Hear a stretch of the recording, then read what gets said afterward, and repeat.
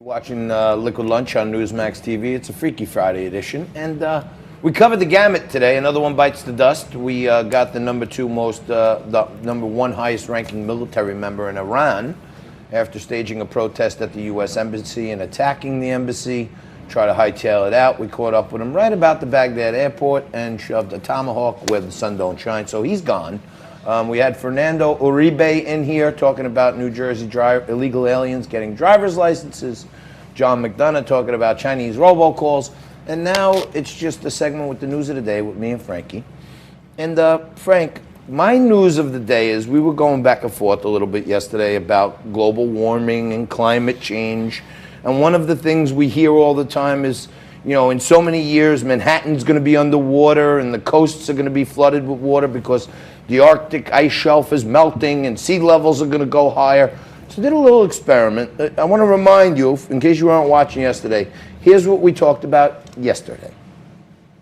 A science experiment, like a kindergarten thing, like for the science fair, to debunk some of these stories. So here's a full glass of water shaped like an iceberg. It's loaded to the gills with ice and water. The water, as you can see, is right up to the top. I'm going to leave it here on my desk for the rest of the show. What do we have left there? About 30 minutes. And you will see that the water does not overflow the top. The ice melts and disperses into the water. So all this stuff about the icebergs melting and raising, we're going to prove it right or wrong. Okay.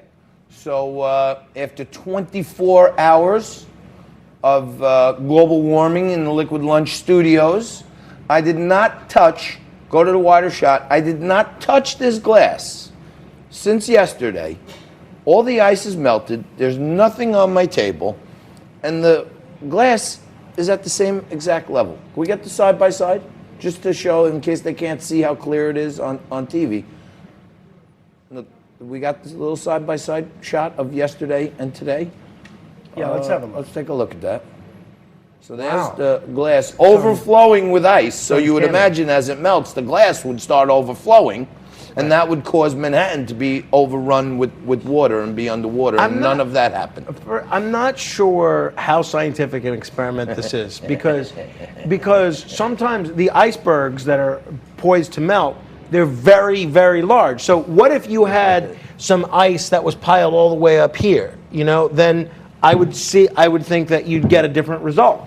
Well, those icebergs that you're talking about, they're in like really cold places. So like Arctic and Russia and, you know, all they used to be cold. They're rapidly getting warmer. They're out there. But they're not dissolving into a glass like this. Even though they're higher, much higher than I could pile the ice, they're dissolving into the sea, which covers 75% of the earth. So there's probably less damage to the sea levels than happens in this glass because this is a contained experiment. This is my own little Liquid Lunch petri dish. I don't know. And I don't know about you. I'm convinced. Maybe the chocolate-covered ring thing surrounding it had some, you know, osmosis effect on it. And, I'm convinced. There's dehydration. Burn those greenhouse gases.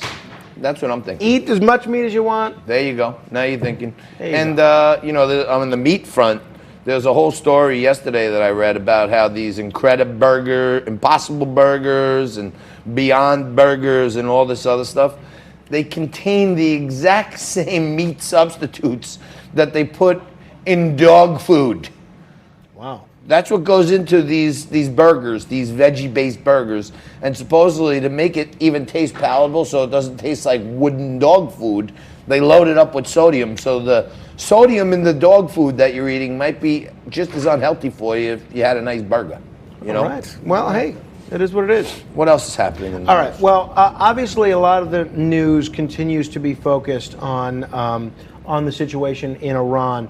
This, for instance, was, if we could play clip number one, this was Secretary of Defense Mark Esper saying that Iran needs to shape up or ship out. Now, we've already seen the footage, the carnage that resulted as a result of this drone strike on General Soleimani.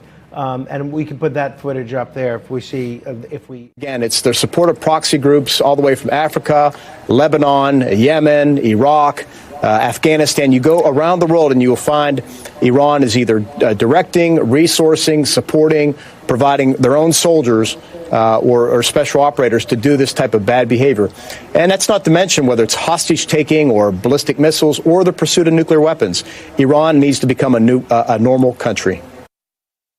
He says Iran needs to become a normal country. I wish somebody would tell the same thing to Saudi Arabia. It would be nice if Saudi Arabia started acting like a normal country. I don't disagree with you on that. But you know, one thing I wanted to point out that kind of gets lost in the shuffle here.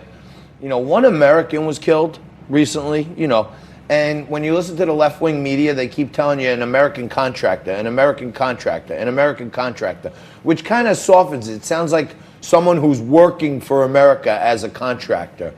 An American citizen was killed. He happens to be a contract worker, but he's an American. An American was killed by the proxy efforts of General Soleimani, and Trump nuked him. You know, baby nuked him, droned him. I think, you know, I know what you're saying. It could escalate, but to me, more power to our president for showing Iran where we stand on this type of stuff. We're going to take a quick break. We're going to go to the man on the street and see what's happening out there on the streets of New York City with my brother Derek right after this.